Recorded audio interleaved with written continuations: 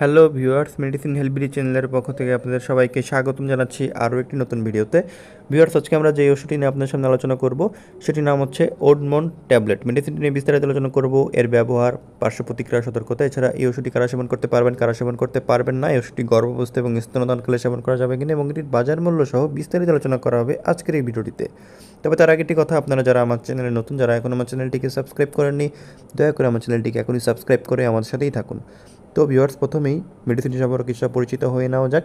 মেডিসিনটির নাম হচ্ছে ওডমন 10 মিলিগ্রাম। এই ওষুধটির জেনেরিক নেম হচ্ছে মন্টিলোকাস্ট। এই ওষুধটি বাজারজাত করেছে রেনেটা ফার্মাসিউটিক্যাল লিমিটেড। ভিউয়ার্স, এই ওষুধটি যে সকল ক্ষেত্রে চিকিৎসকরা নির্দেশনা দিয়ে থাকেন সেটি নিয়ে এখন আমরা আলোচনা করব। এই ওষুধটি যাদের অ্যাজমা বা হাঁপানির সমস্যা রয়েছে তাদের জন্য চিকিৎসকরা এই ওষুধটি দিয়ে থাকেন। মূলত যাদের অ্যাজমা বা হাঁপানির সমস্যা রয়েছে তাদের অ্যাজমার আক্রমণ থেকে মুক্তি পাওয়ার জন্য বা অ্যাজমার আক্রমণ প্রতিরোধের জন্য এই ওষুধটি চিকিৎসকরা দিয়ে থাকেন।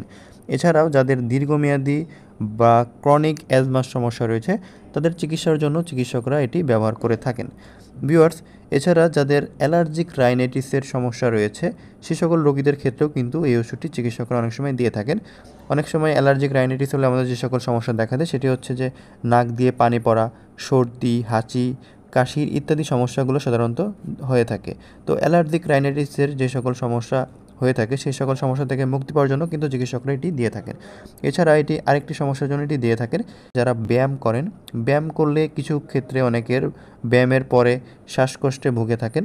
তো ব্যায়ামজনিত যদি কারো কোনো শ্বাসকষ্ট থেকে থাকে তখনও কিন্তু চিকিৎসকরা এই ওষুধটি দিয়ে থাকেন। ভিউয়ার্স, এখন আমরা আলোচনা করব এই ওষুধটির মাত্রা ও সেবনবিধি নিয়ে।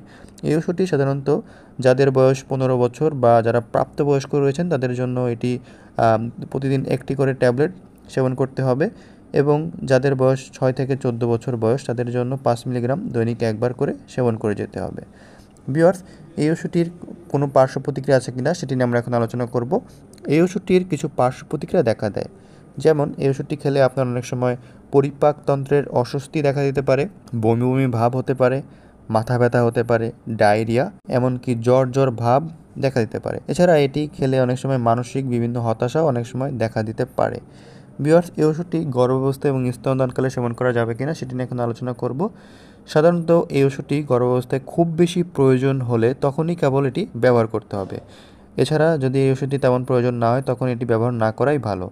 এছাড়া যাদের স্তনদানকালে মায়েরা রয়েছেন, স্তনদানকালে মায়েরাও এটি ব্যবহার না করাই ভালো, তবে চিকিৎসকের পরামর্শ নিয়ে তখনই কেবল চাইলে এটি ব্যবহার করতে পারবেন।